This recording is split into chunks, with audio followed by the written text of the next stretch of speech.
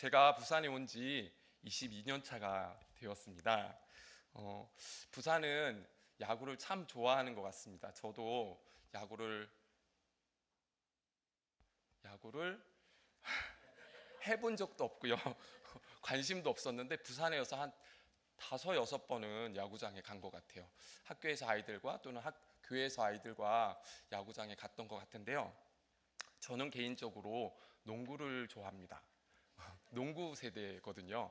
제가 학창 시절 때 농구가 굉장히 붐이었습니다. 드라마도 농구 드라마, 그 연예인보다도 농구 선수들이 더 인기 있을 때였습니다. 그래서 개인적으로는 농구를 참 좋아하는데 농구를 좋아하지 않으시는 분들도 참 다 아시는 농구 선수가 있죠. 네, 이미지가 보이시나요? 네, 마이클 조던이라고 하는 미국의 NBA 대표적인 농구 선수입니다. 현란한 플레이, 농구 기술, 또 체력과 화려한 재능을 가지고 있고 또 피나는 노력으로 또 집중력으로 열정으로 집념으로 승부근성으로 농구 황제라고 하는 칭호를 가지고 있는 아직도 농구 황제 하면 다른 사람 기억하지 않고 이 마이클 조던이라고 하는 인물을 기억합니다. 한 번은 농구 캠프에 한 참석자가 마이클 조던에게 당신은 어렸을 때 하루에 몇 시간씩이나 연습을 하셨나요? 이렇게 물어봤다고 합니다. 그때 마이클 조던은 저는 시간 같은 거는 재지 않았습니다. 그저 시계를 본 적도 없어요. 지칠 때까지 아니면 어머니가 밥 먹어라 시골에서 많이 들어보셨죠? 밥 먹어라 할 때까지 농구 연습을 했다고 합니다. 그렇게 성장한 인물이 마이클 조던이라고 하네요. 삶에는 열정이 필요한 것 같습니다. 열정이 참 중요한 것 같습니다. 열정이라는 말은 어떠한 일에 열렬한 애정을 가지고 열중하는 마음, 또 어떤 일에 대해서 갖는 뜨거운 마음이라고 이렇게 정의 내리고 있습니다. 열정을. 본문으로 돌아가서 오늘 성경 말씀에는 이런 열정을 바탕으로 뜨거운 마음을 가지고 있는 두 여인의 모습이 그려지고 있습니다. 바로 마르다와 마리아 이야기입니다. 제가 오늘 말씀을 준비하기 전에 마르다에 대해서 조금 이야기하는 시간을 좀 가지면 좋겠다 이런 마음에 소망이 좀 있었거든요. 왜냐하면 제가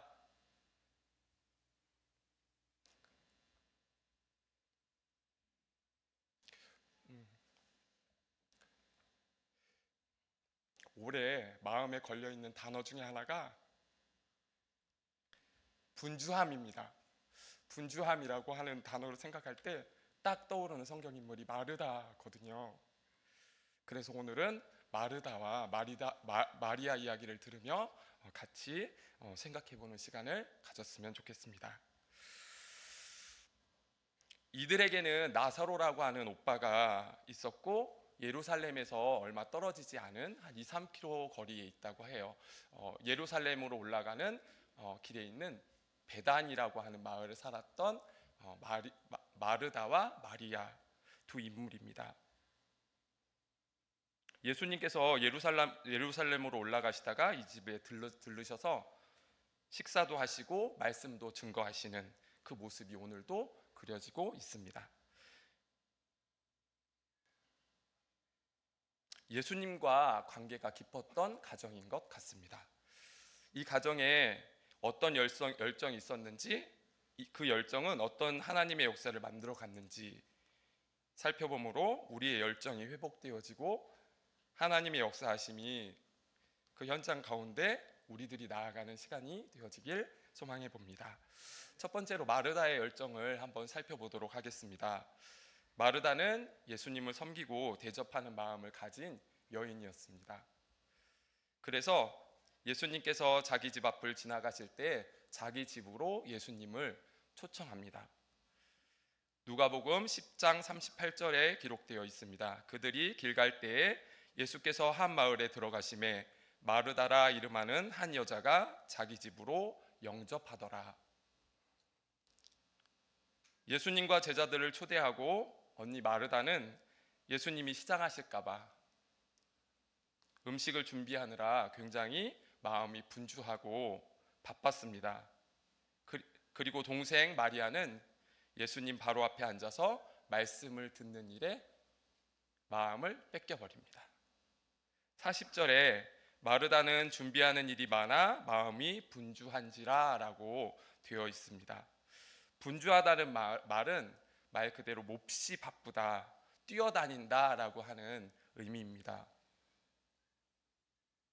마르다는 예수님을 대접하기 위해서 그것을 준비하는 것으로 분주했던 것입니다. 예수님을 섬기고 봉사하는 일로 인해서 마음에 있는 것들을 온통 끌어내어서 그 일에 집중하고 있었습니다. 어떻게 하면 예수님을 더 잘 대접할 수 있을까 하는 마음으로 여러 곳을 신경 쓰고 있었습니다. 온통 섬기는 일에 그의 마음이 움직이고 있었던 것을 볼 수 있습니다. 우리는 평상시보다 더 분주하거나 최선을 다해서 마음을 움직이는 일을 열정 있다라고 표현하기도 합니다. 지난 주 중에 학교에서 체육대회가 있었습니다. 보통 때는 이 친구가 말을 하나? 이럴 정도로 엄청 얌전한 여학생입니다. 근데 계주 선수로 뽑혔어요. 이 여학생이 계주 선수로 뽑혀서 발목을 그렇게 열심히 돌리는 모습이 제 눈에 딱 들어왔습니다. 보통 때는 말 한마디도 못하는 이 여학생이 계주 선수로 뽑혀서 운동장 가운데서 발목을 그렇게 열심히 돌리고 있더라고요. 그래서 달리기를 잘하나? 이 친구가 학급에서 대표로 뽑혔으면 또 학급에서 또 순위를 정해서 대표로 뽑았기 때문에 잘하나 하는 생각이 좀 들었습니다. 이 얌전하기만 한 학생이 잘 달릴까 하는 마음으로 이 학생을 유심히 봤습니다. 물론 경기에는 옆 친구와 부딪혔습니다. 넘어졌어요. 그래서 팔꿈치도 까이고 무릎도 까이고, 그날 계주 예선이 두 번째 경기로 있었는데 거의 마칠 때까지 이 친구가 눈물도 좀 보이고 시무룩해 있고, 다른 경기는 나가지도 다 까였거든요. 못 나가고 있더라고요. 그래서 몇 마디 붙이고 괜찮는지도 물어보고 했는데 이 아이의 마음 가운데는 열심 있는 마음이 참 있었던 모양입니다. 그 계주를 열심히 잘해보고자 준비했던 마음이 있었던 것 같습니다. 조금은 다르지만 마르다에게도 그런 열심과 열정이 있었던 것 같습니다. 마르다의 열정은 예수님을 사랑하니까 귀하고 값진 것으로 있는 살림 중에 최선의 것을 모아서 예수님께 전해드리고 싶은, 섬겨드리고 싶은 마음이 있었습니다. 헌신, 섬김, 봉사라고 하는 이름으로 그의 사랑을 표현하고자 했습니다. 교회에서 식당으로 봉사하는 모습을 제가 봅니다. 저는 재정부에 있어서 한 번도 도와드리지 못하는 안타까움이 있는데요. 식당으로 봉사하는 분들은 다른 사람들을 위해 주어진 자리에서 섬기는 모습을 생각해 볼 수 있습니다. 그 외에도 청소로, 보이지 않는 손길로 사랑의 마음을 전하고 섬기는 그들의 열정이 있음을 우리는 이야기하지 않아도 알 수 있습니다. 그 모습과 더불어 마르다의 열정을 한번 생각해 보게 됩니다. 다음은 마리아의 열정입니다. 동생 마리아의 모습은 마르다와 참 달랐습니다. 마르다는 섬김의 열정으로 음식을 준비하는 반면 마리아는 예수님의 발 아래에서 예수님이 전하는 말씀을 듣는 것, 그것에 폭 빠져 있는 것에 더 열심을 냈던 인물임을 알 수 있습니다. 더 가까이서 더 많은 시간을 온통 내어서 예수님의 말씀을 듣기를 원했던 인물이 마리아입니다. 저도 연애를 해봤는데요. 네, 사랑하는 마음이 있으면 시간 가는 줄 모르는 것 같습니다. 요즘은 편지를 써본 기억이 저에게 없거든요. 근데 저희 부부는 연애를 시작하고 제가 군대를 바로 갔거든요. 그래서 펜팔을 꽤 오랫동안 했습니다. 아내는 어떻게 했는지 잘 모르겠는데요. 저는 다 가지고 있거든요. 이렇게 모아놓은 게 한 상자는 넘게 있는데 시간이 가는지를 모르고 쓰게 되고 읽게 되고 했던 기억이 있는 것 같습니다. 마리아는 예수님을 사랑하는 마음으로 가득 차 있었습니다. 그래서 예수님의 말씀을 좀 더 가까이 들으려고, 그 시간이 너무도 아까워서 사모하는 마음으로 가까이 섰던 모습을 우리가 상상해 볼 수 있습니다. 많은 아이들 틈에서 내 아이의 목소리를 식별해내는 부모님 마음처럼 상대방을 귀중히 여기고 사랑하는 마음으로 상대의 말을 귀담아서 그 소리를 마음에 담으려고, 그래서 마음이 연결되어지는 그 모습까지 상상해 보게 됩니다.